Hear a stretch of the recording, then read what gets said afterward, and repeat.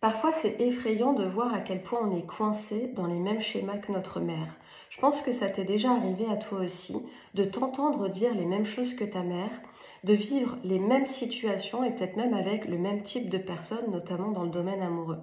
C'est assez flippant, hein, ça fait un peu le truc maman sort de ce corps, tellement c'est surprenant par moments de sentir à quel point on est branché et à quel point on mimétise les comportements et plus largement la vie de notre mère. Alors, si ça nous rend heureux, si finalement ce qu'on imite de façon consciente ou inconsciente nous va, ok, mais en général, c'est pas le cas, hein, c'est souvent très limité.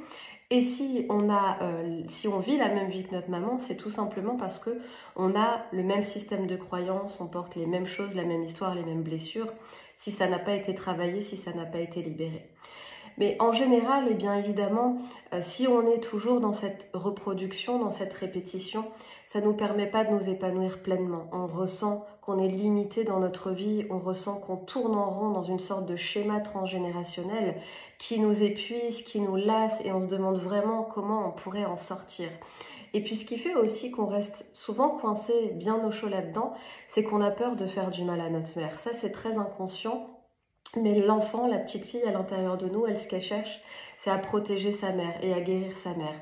Et donc, se dire, moi, je vais me désolidariser de ce système, je vais travailler sur moi, je vais m'en affranchir une bonne fois pour toutes parce que je veux pas vivre la vie de ma mère, je veux plus avoir ces comportements-là, j'ai vraiment envie de me corriger.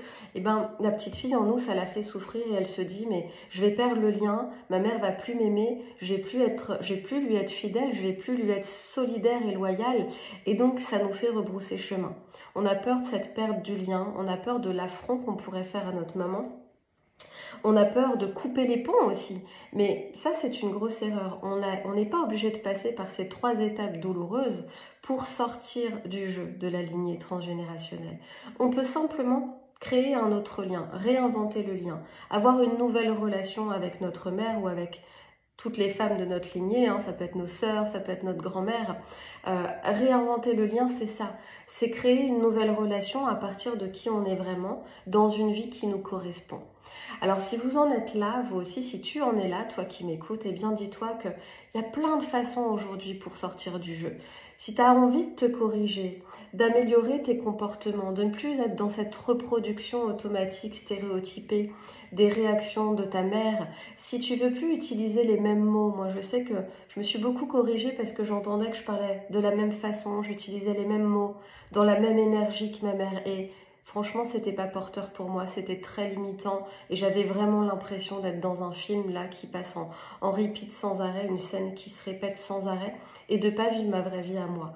Donc je me suis énormément corrigée. Ça va vraiment passer par cette intention déjà que tu mets sur comment tu fonctionnes, qui tu es toi, hein, cette fameuse auto-observation, cette auto-responsabilité de qu'est-ce qui se passe en moi et comment je peux corriger ça. Ça, c'est la première étape. Et puis la deuxième étape, il y a plein de rituels pour faire ça. Évidemment, en général, on se fait accompagner, mais il y a des moyens pour couper les liens énergétiques invisibles qui continuent en fait à nous maintenir dans cette prison.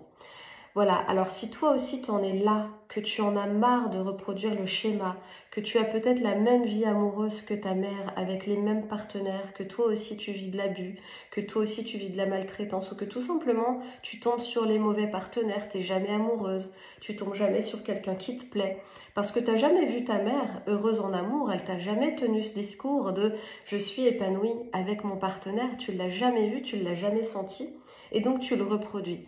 Eh bien, pose-toi la question, est-ce que je continue ou est-ce que je sors du jeu? Je te laisse avec ça et je reviendrai te parler de ça très rapidement. Tu peux me rejoindre, t'abonner à ma chaîne YouTube où je t'explique plein de choses. Tu peux rejoindre la masterclass de présentation du programme ou si tu es prête, eh bien tu peux nous rejoindre directement dans le programme Puissance Femme qui t'aidera en quelques semaines à changer complètement ta vie amoureuse. Je te dis à bientôt.